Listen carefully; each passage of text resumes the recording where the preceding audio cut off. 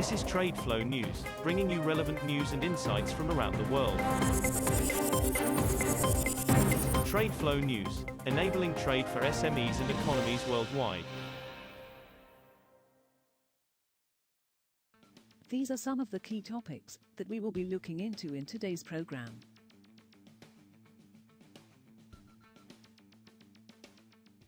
First, let's take a look at the overnight headlines which are impacting the commodity markets.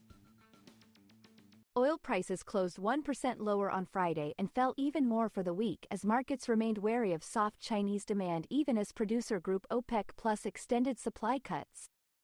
Brent crude futures settled down 88 cents, or 1.1%, at $82.08 a barrel. U.S. West Texas Intermediate crude futures, WTI, fell 92 cents, or 1.2%, at $78.01. Both benchmarks fell in the week, with Brent down 1.8% and WTI 2.5%. While supplies have remained on the tighter side given OPEC's production cuts and Russian sanctions slowing exports, demand from China looks to be lagging and U.S. driving season demand has yet to kick in, said Dennis Kissler, Senior Vice President of Trading at Bach Financial. U.S. energy firms this week cut the number of oil and natural gas rigs operating for the first time in 3 weeks, energy services firm Baker Hughes said in its closely followed report on Friday. The oil and gas rig count, an early indicator of future output, fell by 7 to 622 in the week to March 8, the lowest since February 16.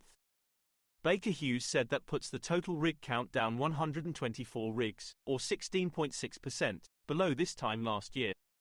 Baker Hughes said U.S. oil rigs fell 2 to 504 this week, their lowest since February 23, while gas fell 4 to 115, their biggest drop since November.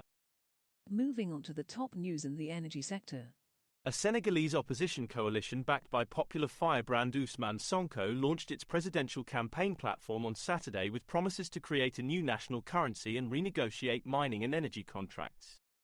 There are no public election opinion polls in Senegal, but the coalition's candidate, Bassirou Diomaye Faye, is seen as a strong contender among the 19 candidates vying for the presidency in the March 24 vote. If he is elected, the coalition's plans could have significant implications for the 8-nation West African Economic and Monetary Union and for Senegal's plans to become an oil producer later this year. China's coal imports are expected to be little changed or decline in 2024 despite an expected increase in overall demand for the polluting fuel, officials from industries, state-run utilities and traders said on Friday. Tepid growth in shipments by the world's top importer of the fuel could suppress global prices and worsen fears of oversupply, with Indonesia, the world's top exporter of coal, expected to further boost exports from record levels. Wu Wenbin, head of coal management at utility Guangdong Energy Group, told the China Coal Import International Summit in Xiamen that he expected China's coal imports to range between 450 million and 500 million metric tons this year. Next, we have the top news in metal markets. Copper production at Chile's top miners closed out January unevenly, with state giant Codelco slipping in the month, according to data released by the Chilean Copper Commission, Codelco, on Friday. Codelco, the world's top copper producer, saw its production sink nearly 16% year-on-year to 107,000 metric tons, Codelco said. The state miner has struggled to recoup output as expansion projects meant to make up for a decline in ore quality have been plagued by delays, and costs are mounting. Indonesia's refined tin exports dropped 98.27% on a yearly basis in February to 55 metric tons. Data from the Trade Ministry showed on Friday, though shipments increased from January. Exports of mining products from Indonesia have been affected by delays in approvals of annual work plans for mining companies, amid changes in the approval process at the mining ministry. Earlier this month, a senior ministry official said authorities had approved production quota requests from 120 of the 723 mineral mining companies that applied, and that the ministry aimed to complete the entire process this month.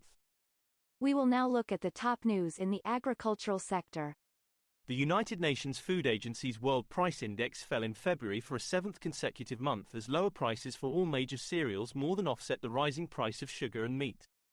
The Food and Agriculture Organization's price index, which tracks the most globally traded food commodities, averaged 117.3 points in February, down from a revised 118.2 points the previous month, the agency said on Friday. The February reading was the lowest since February 2021. The cereal index fell 5% month-on-month in February to stand 22.3% below its level a year ago thanks to expectations of large maize harvests in South America and competitive prices offered by Ukraine. That is all for today's news on commodity markets. Stay tuned to TradeFlow News as we continue to provide you with more updates. We also invite you to follow us on Twitter at TradeFlow News, which allows you to watch our program on your mobile device or desktop to receive information from there.